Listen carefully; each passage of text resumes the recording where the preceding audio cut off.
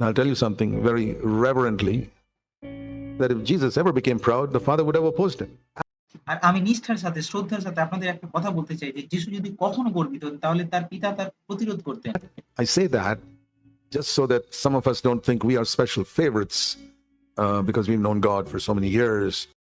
আর আমি এরকমটা বলছি যাতে আমাদের মধ্যে কেউ কখনো এটা মনে না করে যে আমরা এত বছর ধরে ঈশ্বরকে চিনি তাই আমরা তার বিশেষ প্রিয় লোক। That once in a while, if we get proud, God won't oppose us. I want to tell you, He will oppose you. আর আমরা যদি ভাবি যে আমরা মাঝে, মাঝে যদি অহংকারী হয়েও যাই, গর্বিত হয়েও যাই তাহলে ঈশ্বর আমাদের প্রতিরোধ করবে না। আমি আপনাদের বলতে চাই ঈশ্বর অবশ্যই আপনাদের প্রতিরোধ করবেন। Because that's His nature.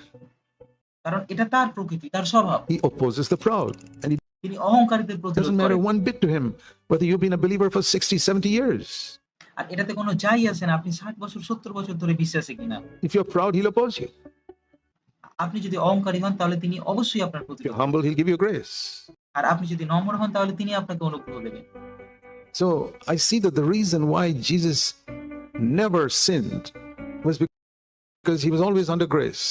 আর তাই আমি এটা বুঝতে পারি যে যিশু কেন কখনো পাপ করেননি। কারণ তিনি সবসময় অনুগ্রহের অধীনে ছিলেন। Sin shall not have dominion over you when you're under grace, and পাপ তোমার মর্ত দিয়ে কর্তৃত্ব করবে না যখন তুমি অনুগ্রহের অধীনে which থাকবে। means He was always humble. I mean, just আর এটার মানে হচ্ছে তিনি সর্বদা সবসময় নম্র think for ছিলেন। a moment to hear those words from God. শুধুমাত্র কিছুটা সময় এই কথাটা ভাবুন যে আপনি ঈশ্বরের থেকে এরকম কথা শুনছেন, এই কথাটা শুনছেন। This is my beloved child. যে তিনি বলছেন ইনি আমার প্রিয় পুত্র। Personally to you, boy, to me, I cannot think of anything on earth that would mean more to me than that. তিনি ব্যক্তিগতভাবে আপনাকে বলছেন আপনি তার প্রিয় পুত্র। মানে আমি পৃথিবীতে এর থেকে অর্থপূর্ণ আর কিছুই ভাবতে পারি না।